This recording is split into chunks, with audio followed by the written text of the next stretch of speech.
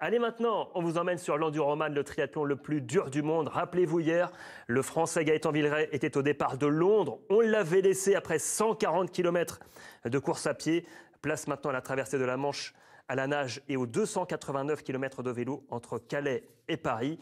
Enduroman, épisode 2, c'est le MAG TLS. Il est signé Alexis Delcourt avec Jérôme Serfati et Olivier Fage. Hier encore, il parcourait la distance entre Londres et Douvres en course à pied. 133 km, soit plus de 3 marathons en 20 heures. Après une courte nuit, dès 5 heures du matin, Gaëtan Villeray se prépare pour la deuxième épreuve de l'Enduroman, la traversée de la Manche à la nage. J'ai toujours voulu traverser la Manche. Je vais essayer de tout donner. Même si hier, j'ai laissé beaucoup de plumes sur la partie course à pied. L'Enduroman, c'est un triathlon de l'extrême entre Londres et Paris, l'un des plus difficiles au monde. Franchir la Manche, c'est nager 33 km en pleine mer. Une gageure pour l'organisme, un défi pour le mental.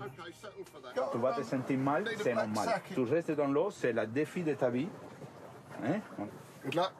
We'll see you in France. À 6 heures pile, Gaëtan s'élance pour un véritable périple marin. Ok, Mike. Il faut les surveiller tout le temps. On a déjà eu un nageur qui a disparu en mer. La Manche, ça reste très dangereux. C'est une épreuve extrême. Les moments de ravitaillement ne doivent pas excéder 40 à 60 secondes, pendant lesquels il doit continuer d'avancer. Essaye de boire tout, hein. Là, il est à 150. Là, tu vois, ça, c'est le moment, on verra. L'équipe est inquiète, car Gaëtan ne mange et ne boit pas assez. Une condition pourtant indispensable pour tenir sur la durée. Je lui fais des boulettes de pain et du miel. Il faut qu'il mange, sinon il n'y arrivera pas, même s'il est bon nageur. Tiens, mets ça dans la bouche. C'est bon ça. C'est très bon, ça. Dans cette mer d'huile, Gaëtan glisse avec aisance et finit par rapprocher des côtes françaises. Rejoint par l'examinateur pour l'arrivée, il pulvérise le record de l'épreuve en 10 heures et 46 minutes.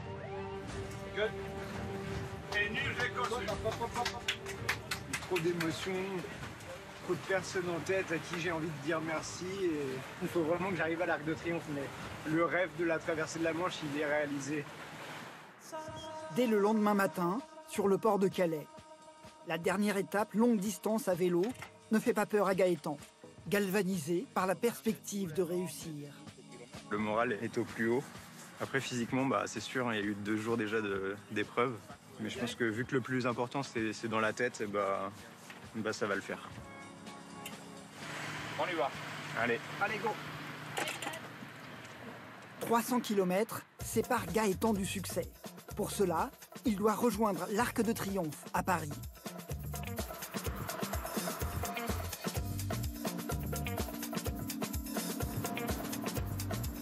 J'ai pas trop de sensations, j'ai pas de jambes.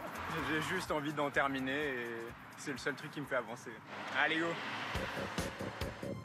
Avec un vent de face tout du long, Gaëtan doit lutter sous des températures de plus de 30 degrés.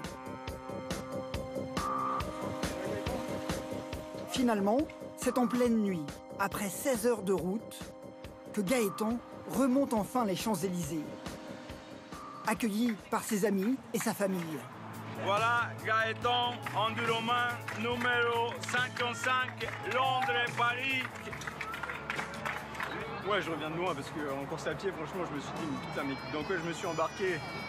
J'écoutais les mots de ma famille, des amis qui m'envoyaient plein de messages et tout, et c'était, c'est le meilleur des encouragements et la meilleure des récompenses, quoi.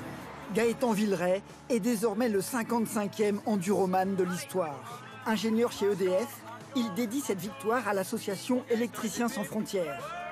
Un champion amateur avec un grand cœur. Et encore de belles histoires demain dans tout le sport. Soyez là, 20h sur France 3. Passez une excellente soirée. À demain.